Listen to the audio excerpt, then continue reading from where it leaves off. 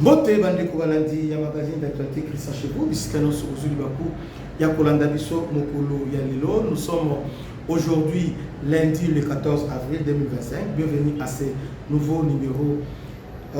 Ça chauffe na Walikale dans frontière entre Walikale et Masisi. Donc plusieurs territoires sont passés sous le contrôle. Il y a FRDC, Kibanda et Kasako dans les groupements de Kachebere viennent d'être libérés par les Wazalendo. Donc les Wazalendo se dirigent maintenant vers Masisi Centre. Beaucoup de lignes ont en train de bouger.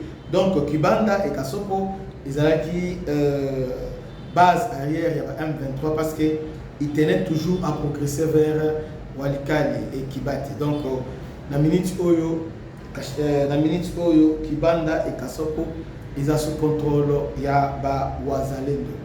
Massi Centre, ils ont partagé entre Bâton Général Guidon d'une part et aussi M23 d'autre part. Donc ils ont partagé entre ces deux forces-là. Et le FRDC sont toujours positionnés.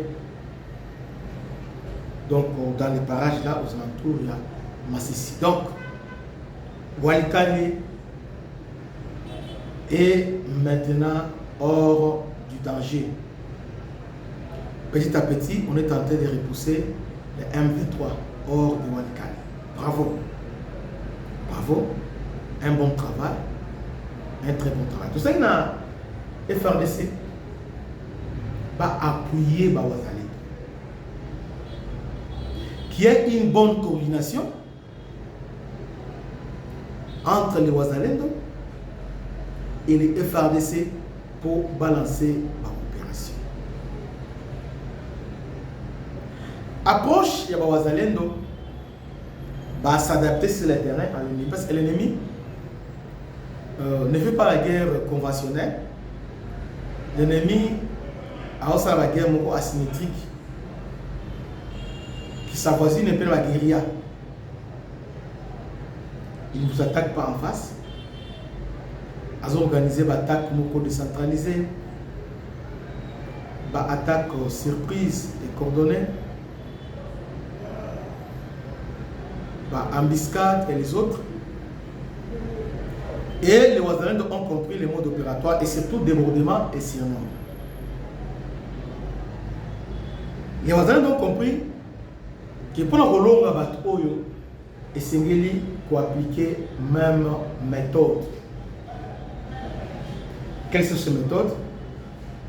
La guérilla. Alors que les FRDC vont appliquer guerre conventionnelle. Bâtir barrière, baoser la bango, baoser la dingo. Alors on va appliquer bango. Quand on dit barrière, on mire les alliés. Ils ont plusieurs possibilités. Bayer, on mire les alliés. Alors ils vont chercher à vous affaiblir. Parce que les militaires ont un jour de combat. Dans la munition, il y a 2 jours, 3 jours, 4 jours, 5 jours, 6 jours. On se fait 1 mois. Mais ça n'est pas un contraint. Si on contraint, on est simplement isolé. Il y a 3 jours de combat. Premier jour, deuxième jour, troisième jour, il y a surnombre. Il y a ACG Bino. Tellement vous avez belé, va créer maintenant, c'est va affaiblir le bino alors. Si on dit que vous avez la munition, vous avez la puissance de fait, alors il faut maintenant ce qu'on appelle débordement. De contourner. Entre temps, ils font contourner. Maintenant, avec les Wazalendo, il y a un anti. Comment ça? Parce que si vous appliquez tactique depuis la nuit du temps, même tactique, même mode opératoire, des rois surnombre débordement. Ou soit on qui est pour ça de faire Zali, alors la force spéciale avec la drone kamikaze pour persémir. Les Wazalendo Comme ils ont compris ça, ok. Comme ils font les débordements, on peut appliquer mes méthodes. Ils vont veiller, ils vont surveiller. Parce que les Rwandais ont la faiblesse. Ils vont bénéficier. Soit une boca oyo, il y a 3, 4, bien 10. Ah, les Rwandais ont compris. Bilo okeboyo, on va faire des débordements, mais comme dans beaucoup de tellement que encerclé, qu'on a Nassima, qu'est-ce qu'ils font? Ils mener une action rapide, ils vont mener action tant, pas se retirer. Ils se retirent, ils déstabiliser. Maintenant, Bilo est obligé de arrêter. Maintenant, cette tactique-là sera coordonnée avec les FRDC. Bangopé va obligé de attaquer. Alors, FRDC va sur la boue. Vous voyez que ça va? Ça va maintenant.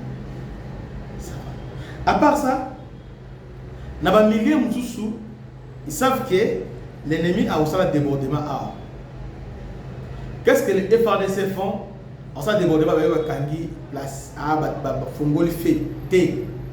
On a le Fongoli fait. Quand il y a débordement, on doit tendre en biscate.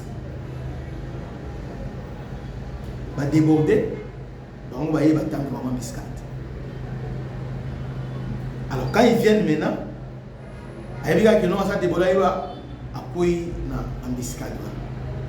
En fait, les Wazalendo va développer techniquement, c'est vraiment génie.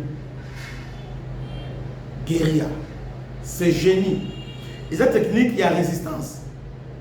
Il y a une technique lorsque vous avez manqué, vous avez soumission. Maintenant, ceux qui maintenant FRDC va appuyer Bango et c'est fini. Tous récupérer Bango quand ils sont balamoko. Mais ce que je ne comprends pas, les FRDC sont respectueux, l'état-major est respectueux, on va cesser les faits. Donc, bravo, les Rwandais font du bon travail.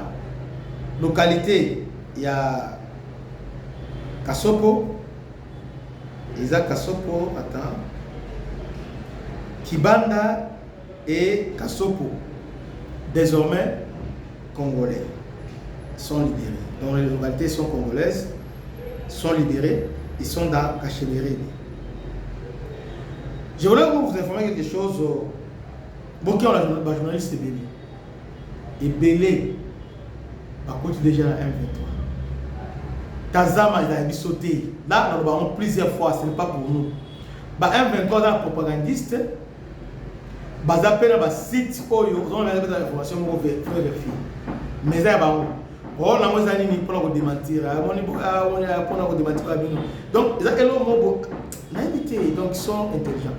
On a des gens qui RDC a sauté. Preuve est qu'ils sont jusqu'à présent, ils ont fait la Goma, ils sont là-bas. Qui vous monitoring, ce n'est pas pour nous. Même dans la mission, il faisait un bon travail, on lui faisait confiance. Il s'est retrouvé à Goma, à Zakona, pour nous respecter. Il peut accompagner nous là-bas. Donc, il faut vérifier toujours l'information. Dans la source Oyo, ils sont fiables. Actuellement, source fiable, les actualités CD, Radio Okapi, Beto, CD, à 7/7. Donc, si nous confrontés au Tolobi Awa, au Kenya, c'est vraiment très important. Que Dieu vous bénisse. À la prochaine. Ciao.